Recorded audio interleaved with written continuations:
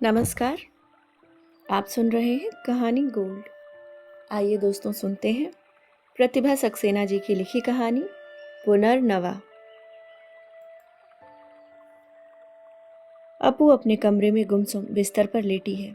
घर भर की चिंता रखने वाली संयत शिष्ट कर्तव्य परायण बड़ी बहू आज सुबह से उठी नहीं।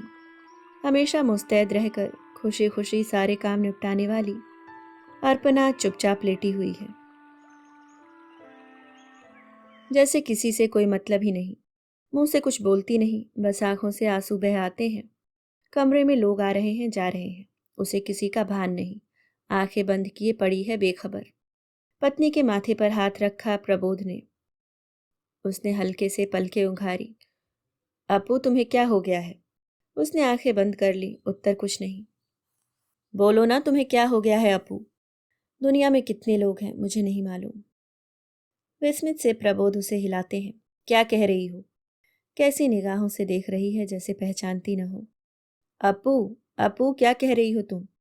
मुझे कुछ नहीं मालूम, कितने लोग हैं। कैसा लग रहा है तुम्हें? अपू ओ अपू। देवर सुशील कमरे में आया। भैया क्या हो गया भाभी को? कुछ समझ में नहीं आता, बुखार तो नहीं है। भाभी कैसी हो? दुनिया में कितने लोग हैं मुझे कुछ नहीं मालूम। बालों में कंघा लगाए शोभना कमरे में आ रही थी। बिस्तर की ओर आते आते उसने अपू की बात सुनी और जोर से खिलखिला उठी। हंसी की आवाज कमरे की उदास स्तब्धता को चीरती चली गई। दोनों भाई चौंक कर उसकी ओर देखने लगे। कॉलेज जाना है, घबराकर शोभना बाहर निकल गई। क्या बड़ी भाभी की तबीयत कुछ खराब है?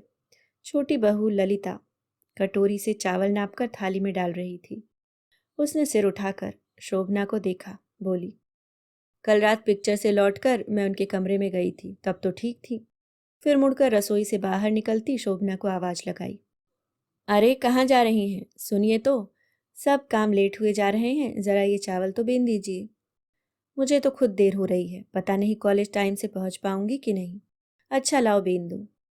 बेमन से शोभना ने चावल की थाली पकड़ ली। हथेली से चावल समेटती बिनने का उपक्रम करने लगी।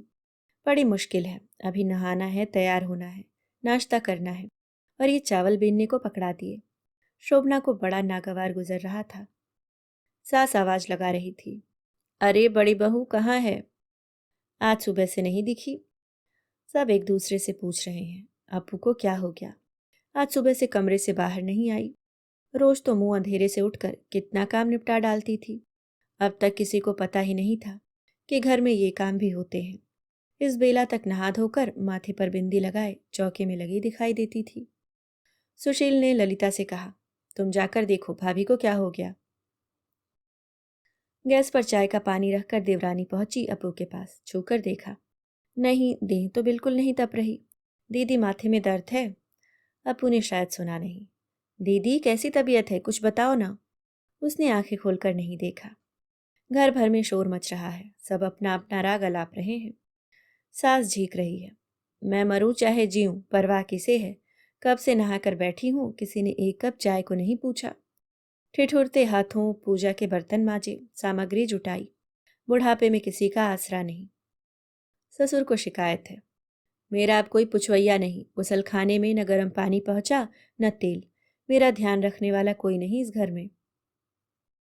ऊपर वाले कमरे में ननद शोर मचा रही है, मेरा सलवार कुर्ता बिना प्रेस के पड़ा है। अब तो इतना भी टाइम नहीं कि खुद प्रेस कर लूं। अरे छोटी भाभी। और छोटी भाभी ललिता रसोई में धीरे धीरे कुछ कर रही है। सुबह बेड टी मिली नहीं, सिर दर्द कर रहा है। दिन भर का रूटीन बिगड़ गया सो अलग। बरामदे में प्रबोध परेशान से बैठे हैं। ऐसा तो कभी नहीं हुआ था। उनकी समझ में नहीं आ रहा कि क्या करें, किससे शेव का पानी मांगे, कहाँ से अपने कपड़े निकालें। सुशील ललिता पर झल्ला रहा है, तुम एक दिन भी संभाल नहीं सकती? अपू पर इस सब की कोई प्रतिक्रिया नहीं, जैसे कान तक कोई आवाज पहुंच ही न रही हो। रुचि एकटक माँ का चेहरा ताक रही है। कार्तिक उदास दरवाजे के पास खड़ा है। हर एक को एक ही शिकायत है, घर में इतने लोग हैं, किसी को मेरा ध्यान नहीं। हाँ, कितने लोग हैं घर में, पर हर एक को कुछ न कुछ परेशानी है। किसी का अपना काम ही नहीं हुआ, दूसरे को कौन देखे। सब बार बार पूछ रहे हैं, अपू को क्या हो गया है, बड़ी बहू को क्या हो गया है। उत्तर किसी के पास नहीं कि उसे क्या हो गया। ताजुब तो यह है कि अब तक किसी को ध्यान नहीं आया कि पूछे, अपू तुम्हें क्या हो रहा है।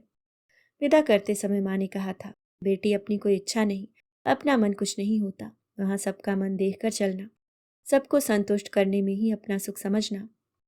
शुरू शुरू में बहुत मुश्किल लगा था अपू को। नई ब्याही आई थी, नए लोग, नया वातावरण। सुबह से शाम तक कुछ न कुछ काम चलता रहता है, और जब कुछ काम नहीं होता तो सास को घुटनों का दर्द मुखर हो जाता। हर व्यक्ति अपने मन से रहना चाहता है, और सारी सुविधाएं भी। ऐसे कैसे जीवन बिताएगी जहां अपना मन ही खत्म हो जाए। इतनी चौकस बनी रही अपू कि कभी टोके जाने की नौबत नहीं आई। गृहस्थी की मशीन चलती रही। उसी का एक पुर्जा बन गई अर्पणा। ऐसा पुर्जा जो मशीन के साथ चलता रहता है अविराम। फिर बच्चे हुए, रुचि और कार्तिक।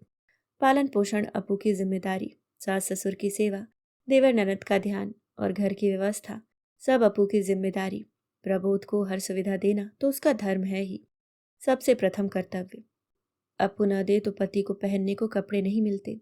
वह न हो तो सास की पूजा, ससुर का स्नान भोजन न हो। देवर कैसे चुस्त दुरुस्त ऑफिस जाए, ननद कैसे कॉलेज में पढ़े। सोचती है कभी अपू कि वह कपड़े न दे तो पति बनियान पहने ऑफिस चले जाएंगे। कभी कभी सब कुछ अपरिचित लगने लगता है उसे। बच्चे मेरे हैं, पति मेरे हैं, घर मेरा है, सब कुछ मेरा है, पर मैं कहाँ हूँ। अम्मा ने कहा था मन कुछ नहीं। मन कुछ नहीं तो भीतर भीतर क्या उमड़ने लगता है। क्यों होती है इतनी अशांति। कभी ऐसा क्यों लगने लगता है जैसे कोई कलेजे को मुट्ठी से भर भर कर निचोड़ रहा हो। बड़ा अजीब लगने लगता है अपू को। पति को बच्चों को चुपचाप देखती रहती है, पढ़ने की कोशिश करती रहती है। इनमें कहाँ मेरा अपनापन है। ये मुझे जानते समझते हैं, पहचानते हैं मुझे। ललिता ने कहा था, दीदी तुम्हारे जैसी आदर्श नारी नहीं बन सकती मैं। तुम कैसे कर पाती हो इतना सब। इतनी ठंड में मुंह अंधेरे उठ जाती हो, तुम्हें जाड़ा नहीं लगता। गर्मी में तुम घंटों चौके में काम करती हो, पसीने से तरबतर। तुम्हें कष्ट नहीं होता। तुम्हें क्या सर्दी गर्मी नहीं लगती। मुझे, मैंने कभी सोचा ही नहीं, और जो करना है वह तो करना ही है। सर्दी गर्मी लगने से क्या फर्क पड़ेगा। शरीर तो शरीर है, सर्दी में हाथ पांव ठिठुरते हैं, उंगलियां सुन्न पड़ने लगती हैं। गर्मियों में पसीने से लथपथ कपड़े चुभते हैं, घमौरियां काटती हैं। पर अपू के मन तक यह सब कुछ नहीं पहुंचता। सब काम नियमित चलते रहते हैं, वही क्रम साल के साल, 12 महीने, 30 दिन। देर से उठने वाली ललिता कहती है, तुम्हारा मन कभी नहीं करता दीदी कि सुबह देर तक रजाई ओढ़कर सो। मन, फिर मन की बात। यह ललिता हमेशा मन की बात लेकर बैठ जाती है। कहती है, जिस लड़के से मेरे पिता ने मेरी शादी तय की थी वह मेरे मन का नहीं था। हाँ, उसका मन मिला था अपू के देवर से। घर में सबने गैर जात में शादी का विरोध किया, खूब झंझट हुआ। पर इधर सुशील अड़ गया, उधर ललिता ने जान देने की धमकी दी। झक मारकर दोनों परिवारों को मानना पड़ा। बेकार में किया इतना विरोध, झगड़ा झंझट दोनों घरों के लोगों ने।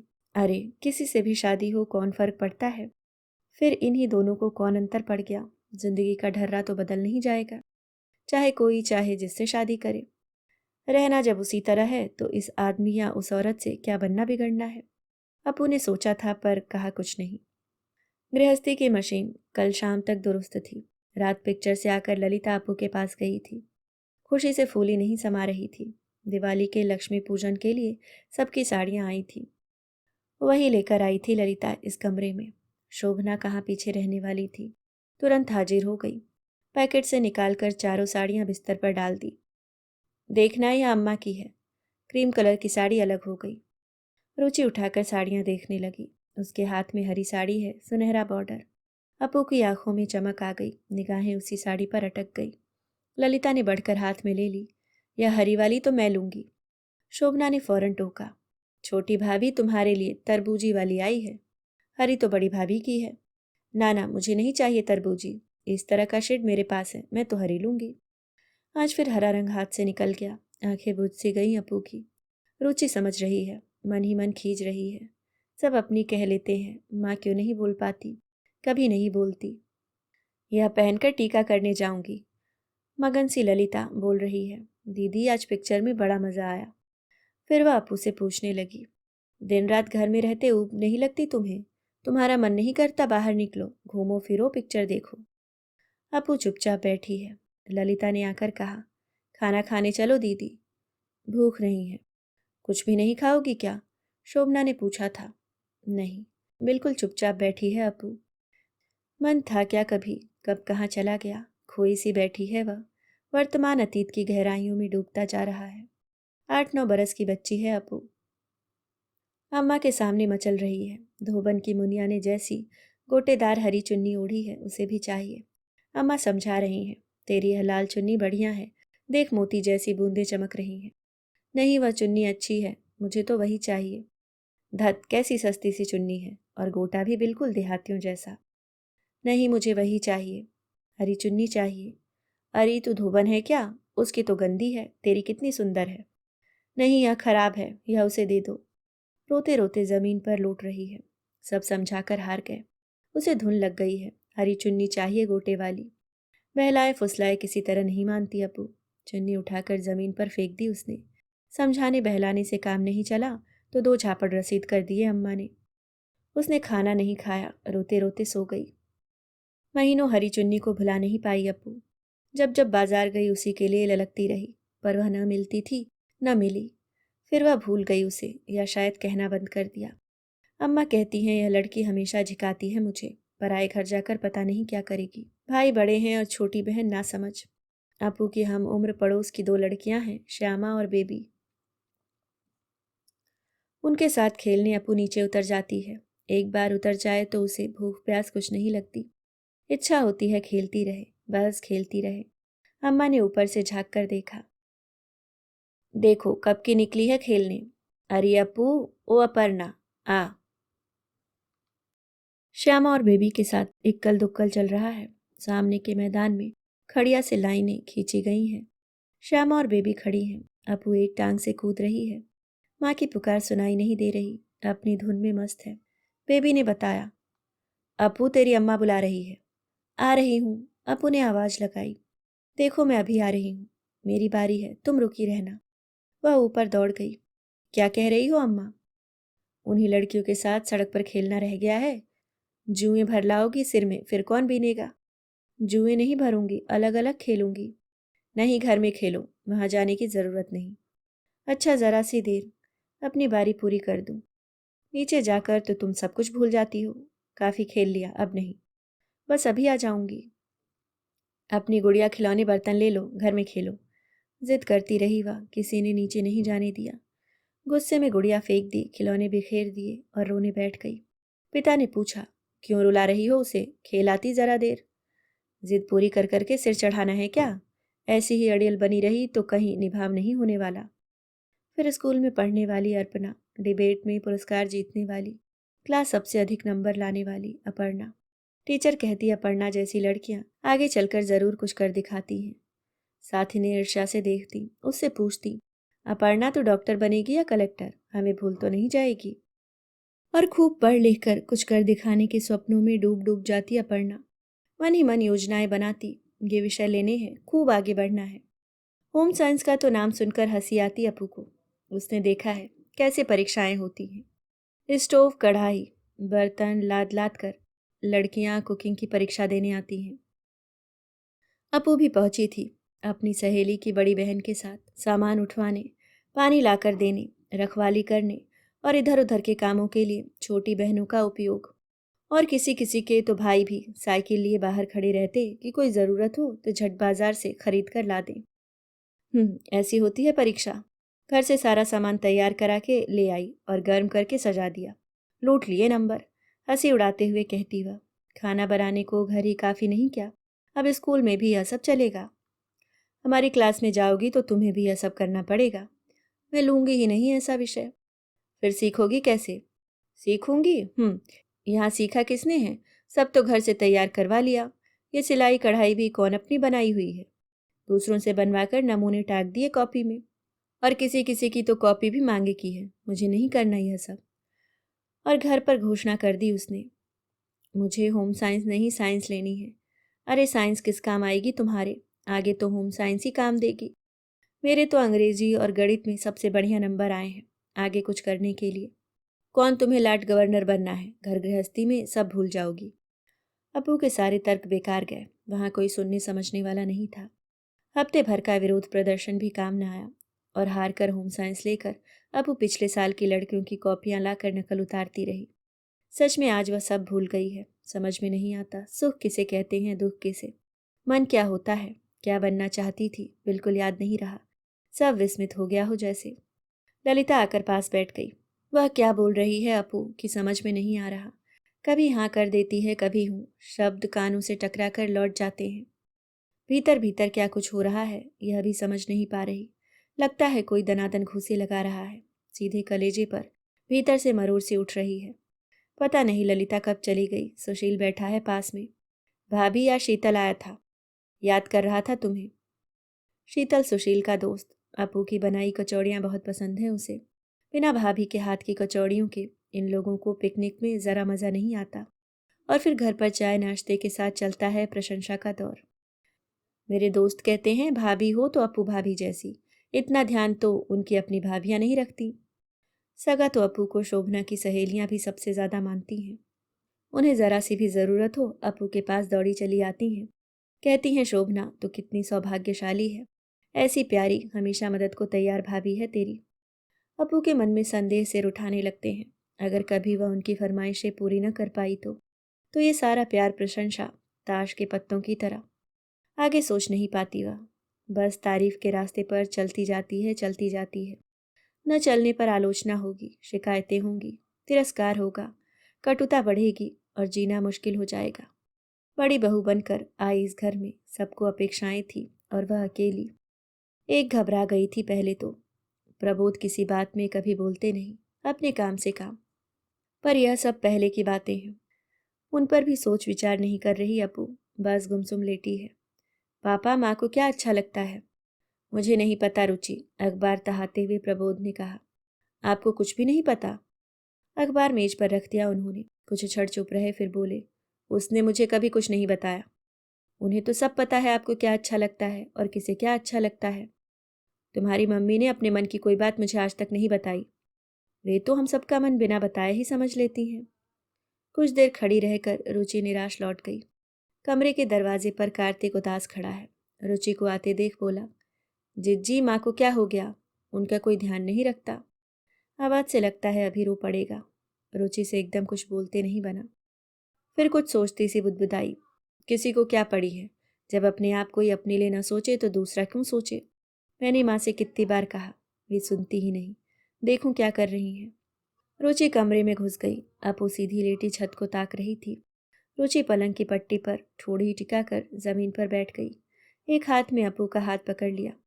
माँ तुम्हारी तबीयत कैसी है? कोई उत्तर नहीं। ठीक है मत बोलो। हमारी बात सुनने वाला है कौन? सबको अपनी अपनी पड़ी है। भैया हम दोनों फालतू हैं इस घर में। रुचि को रोना आ रहा है। उसे लगा माँ ने उसका हाथ थाम लिया है। वह और पास खिसक आई। अपू के हाथ पर सिर टिका दिया उसने। सब चाहते हैं हम उनके मन से चलें, और तुम कुछ बोलोगी नहीं।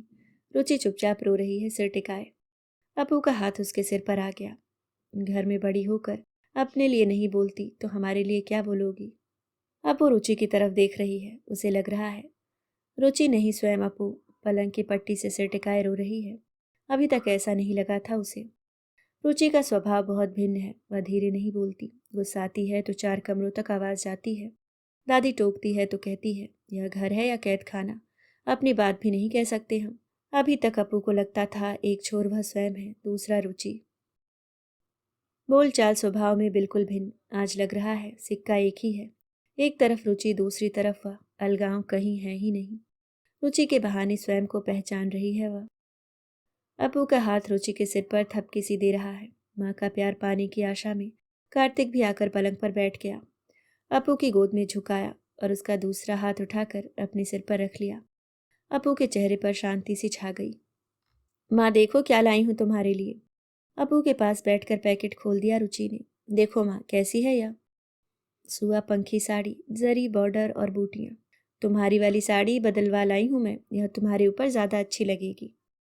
निर्णी मेज देखे जा रही है अपू। मन की किस तह में छिपी पड़ी थी यह इच्छा। बचपन की गोटे वाली हरी चुन्नी स्मृति में लहरा गई। अपू ने हल्के से सिर हिलाया स्वीकृति में। रुचि ने साड़ी खोलकर फैलाई और जरी वाला पल्ला माँ के सिर पर उड़ा दिया। देखो ना कितनी सुंदर लग रही है। अपू की आंखों में सितारे झिलमिला उठे। जिसे मैं खुद भूल बिसर गई। इसने कैसे जाना? प्रबोध रुचि को आवाज़ देते कमरे में आए हैं। रुचि बेटे, तुम यहाँ हो? दादी को बुरा लग रहा है, तुमने उनसे क्या कह दिया? आप तो पापा हर बात में कह देते हैं, दादी से पूछ लो, उन्हें कुछ पता भी है? दुनिया की सारी लड़कियां स्कर्ट ब्लाउज पहन रही हैं, बेवकूफ़ बनने को एक मैं ही रह गई हूँ। रुचि की आवाज़ ऊंची हो गई। लतिका अपनी सफाई देने आ गई। मुझे क्या पता था जरा सी बात पर अम्मा जी हल्ला मचा देंगी। रुचि का मन था मैं खरीद लाई। वह जाकर अपू के पास बैठ गई। अम्मा जी को तो हर बात बुरी लगती है, उनका बस चले तो अभी से इसे साड़ी पहना दें। प्रबोध उलझन में पड़े हैं। उधर अम्मा नाराज हो रही हैं। ललिता, तुम पहले उनसे पूछ लेती। जेठ के सामने कुछ नहीं बोलती ललिता। उसने सिर्फ रुचि की ओर दृष्टि डाली, फिर अपू को देखने लगी। तुम्हें लगता है अपने मन का कर लेने से बड़ी हिंसा हो जाएगी? क्यों माँ, स्कर्ट ब्लाउज पहन लेने से बड़ा अनर्थ हो जाएगा? उसी समय अम्मा जी ने कमरे में पैर रखा। सोचा देखाऊं बड़ी बहू को, क्या हो गया है, यहाँ तो पंचायत जुड़ी है। प्रबोध बाहर चले गए। ललिता ने खिसक कर अम्मा के लिए जगह बना दी। मैं पूछ रही हूँ, मेरे स्कर्ट ब्लाउज पहन लेने से बड़ा अनर्थ हो जाएगा? सो बात नहीं है बिटिया, जमाना बड़ा खराब है, तुम समझती नहीं हो। जमाना सिर्फ मेरे लिए खराब है? ललिता ने रुचि को चुप रहने का इशारा किया। अम्मा जी, इतनी बड़ी बड़ी लड़कियां स्कर्ट ब्लाउज पहनती हैं आजकल, रुचि तो अभी छोटी है। छोटी है? इतने बड़े पे हमारी शादी हो गई थी। दादी, तुम अपनी लेकर बैठ जाती हो, अब जमाना बदल गया है। अच्छा माँ, तुम बताओ, ये पहनना तुम्हें बुरा लगता है? मुझे क्यों बुरा लगेगा? अम्मा ने ताजुब से बड़ी बहू को देखा। बड़ी बहू ने उन्हें प्रश्न भरी दृष्टि से देखा। वह कोई दुनिया से निराली तो नहीं है? ललिता का चेहरा हंसी से भरा है। अम्मा कुछ तेज पड़ी। हमें क्या? अधनंग नचाओ, तुम्हारी बिटिया है, हम होते कौन हैं? बोलते बोलते उन्हें लगा 3 जोड़ी आंखें उन्हें विचित्र निगाहों से देख रही हैं। उनका सुर फौरन बदल गया। पहनो बिटिया पहनो, हमें लगा सो कह दिया। अरे हमें का पता दुनिया में क्या हो रहा है, और तुम्हारी उम्र ही क्या है अभी। उसके बाद रुचि को किसी ने नहीं टोका, सब चुप हो गए। चुप्पी और सहमति एक दूसरे से बहुत दूर नहीं होती। अपू को लगा उसके भीतर एक नई अपू करवट ले रही है। अम्मा को शिकायत है, इतने दिन हो गए छोटी बहू को आए इस घर में, अभी यहाँ के ढर्रे पर नहीं आई। कभी चटनी में लहसुन डाल देती है, कभी दाल में करी पत्ता। अब तक नहीं समझ पाई किस चीज़ में यहाँ क्या पड़ता है। अरे पता नहीं तो पूछ तो सकती है। छोटी का कहना है उसी ढर्रे पर चलते चलते ऊब नहीं लगती, मैंने तो चेंज के लिए किया था। जुम्मा जुम्मा 4 दिन हुए आए और सामने सामने बोलने लगी। सास के असंतोष का पार नहीं। यह अपने आगे किसी को नहीं गिनेगी। एक हमारी बड़ी बहू को देखो, मजाल है बिना पूछे कुछ भी करे। 17 साल हो गए ब्याह को, कभी जो अपने मन की हो। ऐसा ढाला है अपने आप को कि बस पानी जिधर चाहो ढलका लो, कभी चूं तक नहीं। हर एक के लिए करने को हमेशा तैयार। और एक ये आई हैं, पर सुशील के सामने कुछ कह नहीं पाती।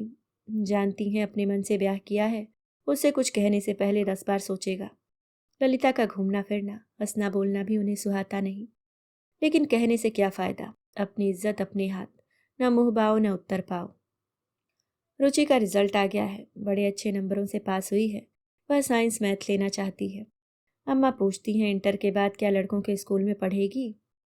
प्रबोध को भी लगता है यह विषय लड़कियों के कॉलेज में तो है नहीं। रुचि को समझा रहे हैं। वह जिद पर अड़ी हुई है, मुझे पास करके सिर्फ घर पर नहीं बैठ जाना है, आगे कंपटीशन में बैठना है। लेकिन बेटे ज़रा सोचो तो, इंटर के बाद? मैंने सब सोच लिया है पापा, पहले इंटर का एग्ज़ाम तो दे दूँ, आगे का रास्ता फिर देखा जाएगा। उनका कोई तर्क रुचि के गले से नहीं उतर रहा। अपू चुपचाप सुने जा रही है। प्रबोध झल्ला उठे। तो अपने ही मन का करोगी तुम? अपू, तुम क्यों नहीं समझाती उसे? कोई गलत काम तो नहीं कर रही, पढ़ना उसे है, अपने मन का पढ़े तो क्या हर्ज है। कभी निर्णय न देने वाली बड़ी बहू बोल रही है। प्रबोध ने आश्चर्य से देखा। हियर हियर, सुशील ने ताली बजाई। बिल्कुल ठीक कह रही हो भाभी। अरे लड़कों के कॉलेज में पढ़ लेगी तो कौन गजब हो जाएगा, नहीं तो हॉस्टल में रख देंगे हम अपनी बिटिया को। पर किसी ने आपत्ति नहीं उठाई। किसी को नहीं लगा लड़की उद्दंड हो रही है। कोई एक जन भी लड़की की तरह बोले तो सहारा पा जाती है, नहीं तो निपट अकेली रह जाती है वह। अब उन्हें सोचा, वह उठकर बैठ गई।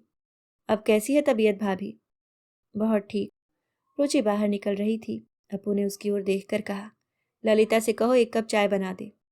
अपनी ही धुन में तेजी से बाहर निकल रही रुचि के कानों में उसकी आवाज़ नहीं पहुंची। प्रबोध उठकर चल दिए। रसोई के दरवाजे पर जाकर बोले, ललिता, एक कप चाय है क्या?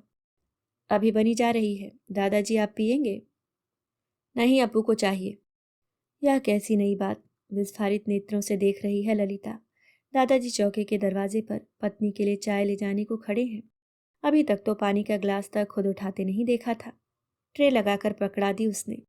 सुबह सुबह अपू को उठने से रोकते हुए प्रबोध ने कहा, क्या करोगी इतनी जल्दी उठकर? और लोग भी तो हैं। नए दिन की हलचल शुरू हो गई है। रसोई से ललिता ने शोभना को पुकारा।